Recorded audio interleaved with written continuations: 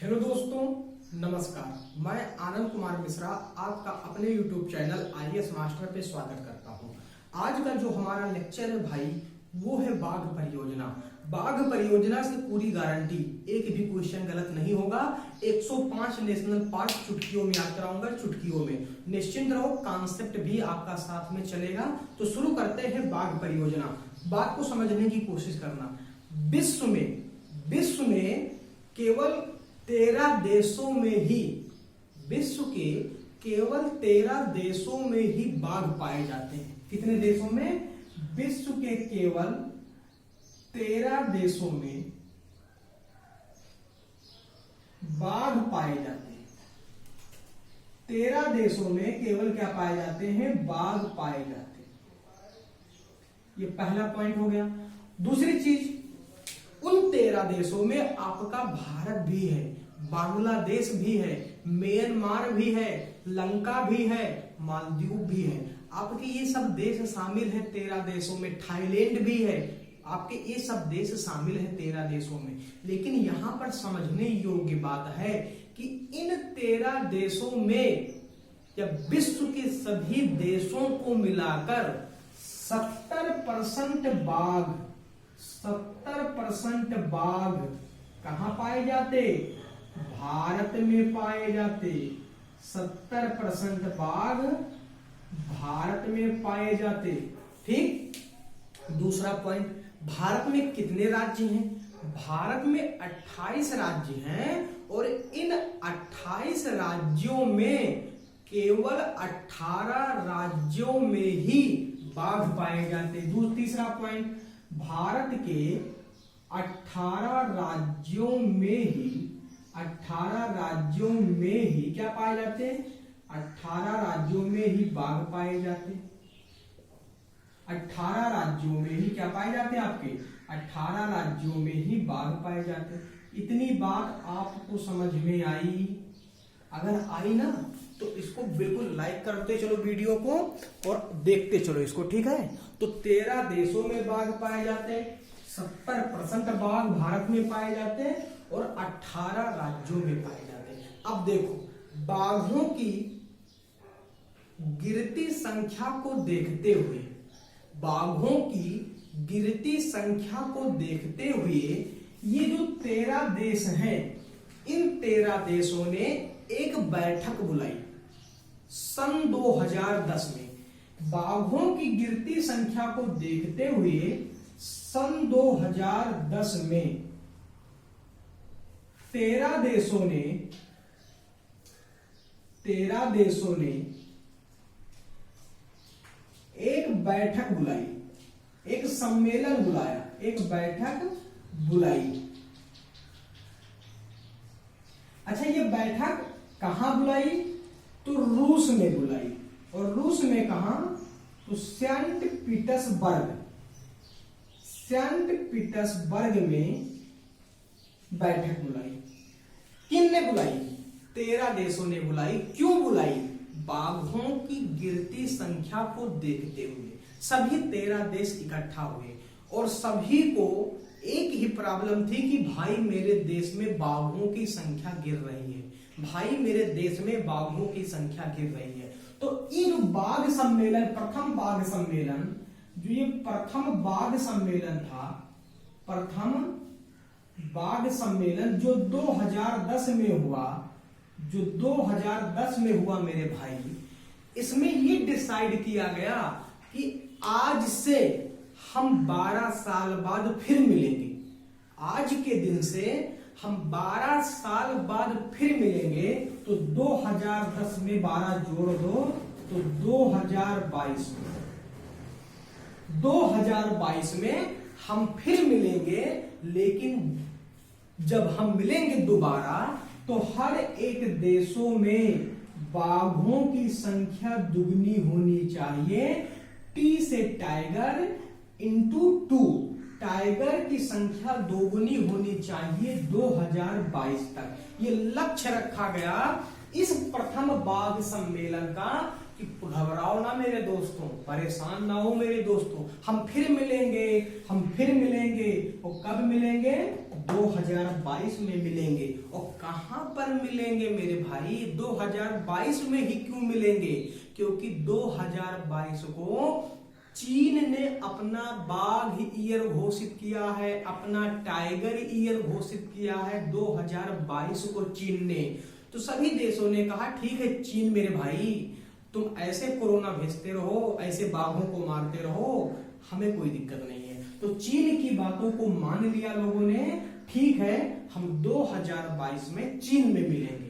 हम पिछली बार मिले थे रूस में, पर 2022 में मिलेंगे चीन में। लेकिन जब हम मिलेंगे ना, तो जिनके पास 400 बाघ थे वो 800 करके आएंगे, और जिनके पास 10,000 थे वो 20,000 करके आएंगे, और जिनके पास एक था वो 2 कर आएंगे। मतलब दुगुना करके आओ तब मिलेंगे भाई साहब।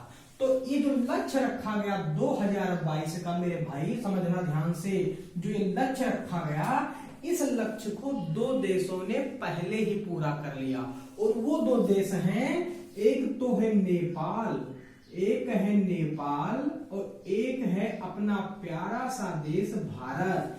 भारत 2019 में पूरा किया और नेपाल 2018 में ही पूरा कर लिया। बात समझ में आई? इतनी बात समझ में आई कि नेपाल 2018 में बाघ टाइगर रिजर्व वन बाघ की संख्या में वृद्धि की, और भारत 2019 में। तो फटाफट रिवाइज, 13 देशों में बाघ पाए जाते विश्व के, 70% बाघ भारत में पाए जाते पूरे विश्व के। इसीलिए भारत को टाइगर कंट्री कहा जाता, बाघ देश कहा जाता। भारत के 28 राज्यों में केवल 18 राज्यों में ही बाघ पाए जाते, 10 राज्यों में नहीं पाए जाते। आप सोचोगे सर 29 राज्य था, एक काहे घटा दिए? मेरे भाई जम्मू कश्मीर केंद्र शासित प्रदेश बन गया। 18 राज्यों में ही बाघ पाए जाते हैं। और प्रथम बाघ सम्मेलन, जब बाघों की संख्या गिरी तो देश में भैया सभी देशों में खुलबुलाहट मच गई। सभी देश के लोग परेशान हो गए कि बाघों को बचाया कैसे जाए। तो एक सम्मेलन हुआ सेंट पीटर्सबर्ग में, जो पड़ता रूस में। रूस के राष्ट्रपति हैं Vladimir Putin. Saint Petersburg railway मार्ग कहाँ है? रूस में है। प्रमुख रेलवे स्टेशन कौन है? मॉस्को। चीता ये प्रमुख रेलवे स्टेशन है। तो 2010 में जब बैठक हुई तो सबने कहा कि कैसे बाघों को बचाया जाए। तो उस बैठक से एक थीम निकला, T×2। टी से टाइगर, गुणे 2। टाइगर गुणे 2 मतलब टाइगर दुगना 2। हमें बाघों की संख्या 2 करनी है, 1 से 2 करनी है, 2 से 4 करनी है, 4 से 8 करनी है। जिसके पास जितना बाघ है उसकी संख्या दुगुनी करनी है। और हम दोबारा कब मिलेंगे? तो हम दोबारा 2022 में मिलेंगे। लक्ष्य क्या है? बाघों की संख्या दुगनी करनी है। कब तक करनी है? 2022 तक करनी है। पर 2 देश भाई पहले ही पूरा कर लिए, जज्बाती हो गए, सीरियस हो गए। वो 2 देश हैं नेपाल और भारत। 29 जुलाई सन 2019 को देश के प्रधानमंत्री श्री नरेंद्र दामोदर दास मोदी ने प्रेस कॉन्फ्रेंस की और बधाई दी कि भारत 2019 में बाघों की संख्या दुगनी कर लिया। सबसे ज्यादा आपके बाघ कहाँ हैं? तो वो है एमपी में, मध्य प्रदेश में 526 बाघ। फिर कौन सा है? आपका है भैया कर्नाटक, येदुरप्पा वाला, 524 बाघ। तो भैया इन दोनों में प्रतियोगिता होती रहती है। तो एक बार फिर से मध्य प्रदेश को टाइगर स्टेट का दर्जा प्राप्त हो गया, बाघों का दर्जा प्राप्त हो गया। अब इतनी बात समझ में आई, इतनी बात समझ में आई, तो आगे समझने की कोशिश करते हैं। अब हो गया बाघ। अब आपके दिमाग में भैया एक प्रश्न गूंज रहा है। अब वो प्रश्न आप बताइए क्या गूंज रहा है? आपके दिमाग में एक प्रश्न गूंज रहा है। वो प्रश्न ये है कि सर आपने इतना बता दिया, बाघों की हम गणना कैसे करते हैं, बाघों को हम गिनते कैसे हैं? तो एक चीज आप याद कर लो, एक भारत सरकार का ऐप है यम स्ट्राइप्स। यम यम क्या है यार, यम स्ट्राइप्स, यम स्ट्राइप्स, थोड़ी इंग्लिश कम आती मेरे भाई मुझे। यम स्ट्राइप्स जो है, एक तो बाघों की गणना इस ऐप के माध्यम से की जाती, ये मोबाइल ऐप है यम स्ट्राइप। दूसरा क्या है, दूसरा ये तो पहला हो गया, दूसरा क्या है, पग मार्क विधि, पग मार्क विधि, एक तो हम इससे करते हैं। तीसरा क्या है, कैमरा विधि, कैमरा विधि, एक तो हम इससे करते हैं। चौथा क्या है, बाघों के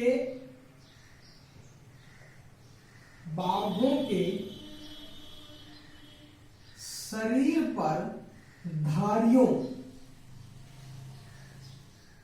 को देखकर, बाघों के शरीर पर धारियों को देखकर, अब समझो पग मार्ग विधि, पैरों के निशान से हम गणना करते हैं बाघों की। अब मान लीजिए कि 1 महीना पहले हमने देखा बाघ में जंगल में बहुत कम पैरों के निशान थे, 10 महीना बाद आए देखे हमारे पैरों के निशान ही निशान है हर जगह पर, तो इसका मतलब उस जंगल में बाघ बढ़ गए हैं। अब बाघ बढ़ गए हैं तो उनको गिनोगे कैसे, कैमरा लगाकर गिन सकते हो, यम स्ट्राइक ऐप से गिन सकते हो, एक तो ये है। दूसरा है बाघों के शरीर पर जो लकीरें होती हैं, जो धारियां होती हैं, हम उनसे भी बाघों की गणना देखकर कर सकते हैं। और एक याद कर लो, बाघों के लैट्रिन से या उनके मल से, हम बाघों के मल से भी, उनके जो अपशिष्ट पदार्थ होते हैं उससे भी हम बाघों की गणना करते हैं। इतनी बात समझ में आई? चल रहा है कैमरा भाई? ठीक है, चलने दो इसे भी। इतनी बात समझ में आई, मार्कर खत्म हो रहा है बिल्कुल। अब एक चीज समझना, एक होता है इन सीटू, एक होता है एक्स सीटू, यही लास्ट कराएंगे और बाकी वीडियो इसका दूसरा भाग भी आएगा। एक होता है इन सीटू, एक होता है यक्स सीटू। अब इन सीटू और यक्स सीटू को आप समझ लो ये होते क्या है, एक बार इनको आप समझ लो ये होते क्या है, इन सीटू और यक्स सीटू। मान लीजिए कोई तालाब है, उस तालाब में मछली है। अब उस मछली को पकड़कर आप अपने घर में ले आते हो और एक बढ़िया एक्वेरियम, जो शीशे का घर होता है रंग बिरंगा वाला, उसमें मछली को बंद कर देते हो। तो ये आपकी घटना क्या कहलाएगी, एक्स सीटू। बात समझिएगा, मतलब मछली को प्राकृतिक आवास, जो उसका घर था, वहां से पकड़कर आप अपने घर में बंद कर दिए, एक छोटे से कमरे में, एक छोटे से शीशे के कमरे में। तो इन सीटू आपका है प्राकृतिक आवास और यक्स सीटू आपका है अप्राकृतिक आवास। मतलब किसी टाइगर को जंगल से पकड़कर चिड़ियाघर में बंद कर देना, किसी टाइगर को पकड़कर जंगल से चिड़ियाघर में बंद कर देना, तो जंगल तो है इन सीटू, क्योंकि ये इसका प्राकृतिक आवास है जहां पर ये लोग रहते हैं। लेकिन चिड़ियाघर क्या है, अप्राकृतिक आवास, उसको बोलते हैं एक्स सीटू। ये बात समझ में आई? और एक चीज और समझ लेना, अगर पूछा जाए, अगर आपसे पूछा जाए कि इन दोनों में सबसे ज्यादा खर्चा किसमें आता है, तो ये आता है एक्स सीटू में। कैसे?